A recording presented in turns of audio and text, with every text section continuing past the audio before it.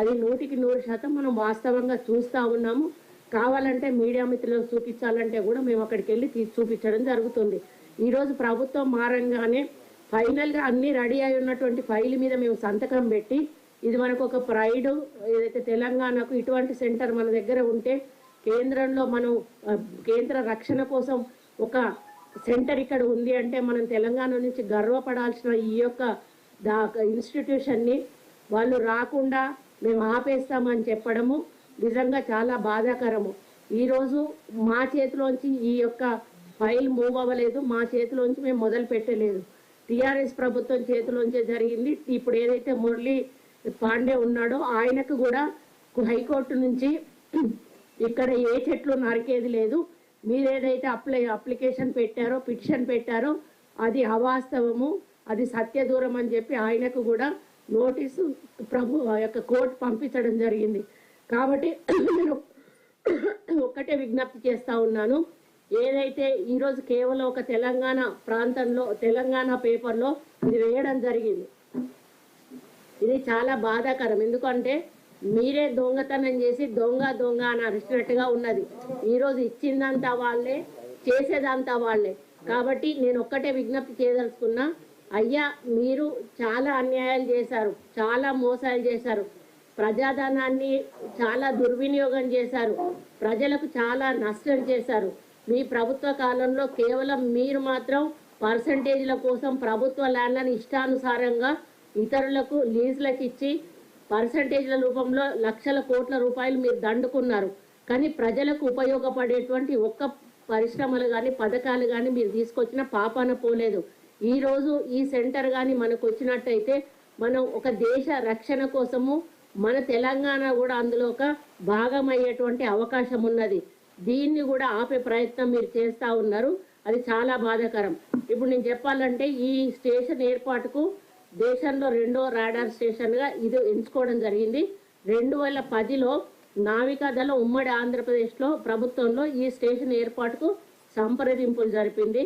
తెలంగాణ రాష్ట్రం ఏర్పాటు అయిన తర్వాత 2017లో అప్పటి టీఆర్ఎస్ ప్రభుత్వం హయాంలోనే ఈ రిజర్వ్ ఫారెస్ట్ భూములను నేవీకి అప్పగించేందుకు తుది అనుమతులు కూడా మంజూరైనాయి. వికారాబాద్ మండలం పూడూరు పరిధిలోని దామగూడెం రిజర్వ్ ఫారెస్ట్లో 1174 హెక్టార్ల భూమిని ఈ రాడార్ స్టేషన్కు ఏర్పాటుకు బదిలీ చేసేందుకు అప్పటి ప్రభుత్వమే జీవో నెంబర్ 44 జారీ చేయడం జరిగింది. మరి 2010లో సెప్టెంబర్ 7వ తేదీన తూర్పు నావికాదళ రాష్ట్రం ప్రభుత్వానికి ఒక లేఖ రాసింది. వికారాబాద్ మండలం పూడూరు అడవుల్లో 1174 హెక్టార్ల భూమిని తమకు అప్పగించాలని అక్కడ navy communication and transmission station ఏర్పాటుకు ప్రతిపాదనలు సమర్పించింది. 2011 ఏప్రిల్ 15న నేవీ ప్రతిపాదనను రాష్ట్రం కేంద్రంకు పంపించింది.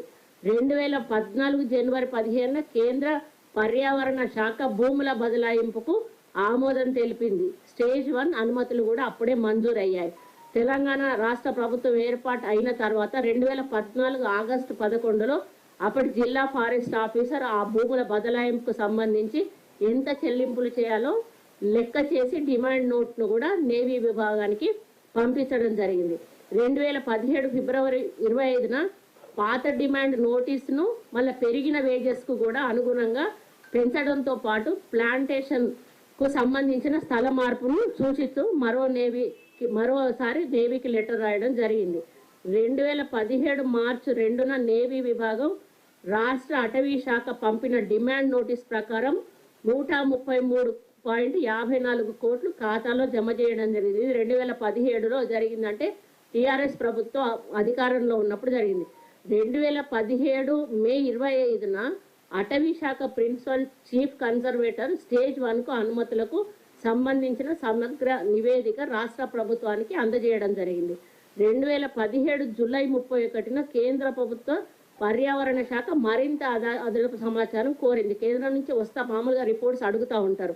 2017లో సెప్టెంబర్ 21న కేంద్రం కోరిన అదనపు సమాచారాన్ని కూడా గత తెలంగాణ రాష్ట్ర ప్రభుత్వమే పంపించడం జరిగింది. 2017 నవంబర్ 14న కేంద్ర ప్రభుత్వం దామగూడెం రిజర్వ్ ఫారెస్ట్కు చెందిన 1174 హెక్టార్ల భూమిని బదిలీకి సంబంధించిన స్టేజ్ 2 అనుమతులు కూడా మంజూరు చేయడం జరిగింది. 2017 నవంబర్ 14న తెలంగాణ ప్రభుత్వము ఈ యొక్క స్టేజ్ 2లో 1174 హెక్టార్ల భూములను బదిలీ చేస్తూ ఉత్తర్వులు జారీ చేయడం జరిగింది. 2017 డిసెంబర్ 19న రాష్ట్ర ప్రభుత్వం అటవీ శాఖ భూములను నేవీకి బదిలీ చేస్తూ జీవో 44 కూడా జారీ చేయడం జరిగింది. ఇది కూడా 2017లో జరిగింది. 2017 డిసెంబర్ 22న తుది అనుమతులకు సంబంధించిన జీవో సంబంధిత జిల్లా అటవీ అధికారి చేరింది. అంటే తుది దశ జీవోకు మాత్రమే పెండింగ్లో ఉంది. మిగతా కార్యక్రమాలన్నీ కూడా పూర్తి అవ్వడం జరిగింది. భూ సంరక్షణ చర్యలకు సంబంధించిన మొత్తం ఖర్చుల్లో 25% చెల్లింపులు చేయాలని డిఎఫ్ఓ నోటీసులు నేవీకి నోటీసులు పంపించడం జరిగింది. నేవీ విభాగం జనవరి 20వ తేదీన ఈ ఛార్జీలు 18,56 రూపాయలు కూడా చెల్లించడం జరిగింది. మరోవైపు ఈ ప్రాజెక్టును రద్దు చేయాలని కోరుతూ ఫారెస్ట్ ప్రొటెక్షన్ పేరుతో లింగోజీ మురళీధర్ రావు గారు పిటిషన్ వేయడం జరిగింది. ముందు హైకోర్టు స్టే ఇచ్చింది. నావికాదళం అక్కడ తగిన జాగ్రత్తలు భూ సంరక్షణ చట్టాలు చేపట్టాలని సూచిస్తూ స్టేను ఎత్తివేయడం జరిగింది. దీని ప్రకారం అన్ని పద్ధతుల్లో కూడా కోర్టు అంగీకరించిన తర్వాతనే ఈరోజు ఈ నేవీ వాళ్ళకి ఈ యొక్క స్టేషన్ కోసం మేము భూమిని కేటాయించడానికి వాళ్ళు పెట్టిన ఫైల్ మీద మేము ఫైనల్ సంతకం చేయడం జరిగింది. వీళ్ళు మళ్ళీ ఇంకా కండిషనల్గా ఏంటంటే గ్రీనరీని పెంపొందించాలి. అక్కడ ఇప్పుడు లేని చోట వీళ్ళు కడుతున్నారు, అయినా కూడా చుట్టుపక్కల అక్కడ అంతా కూడా గ్రీనరీని పెంపొందిస్తూ వాళ్ళు దాదాపు ఒక 3-4 వేల మంది అక్కడ పనిచేస్తారు. నిజంగానే అక్కడ ఆరోగ్యానికి సంబంధించి కానీ ఆ యొక్క రేడియేషన్కి సంబంధించిన కానీ ఏమన్నా ఇబ్బందులు వస్తే సెంట్రల్ గవర్నమెంట్ వాళ్ళ నేవీ బృందాన్ని కావాలని ఒక అనారోగ్యకరంగా ఉన్నటువంటి ఒక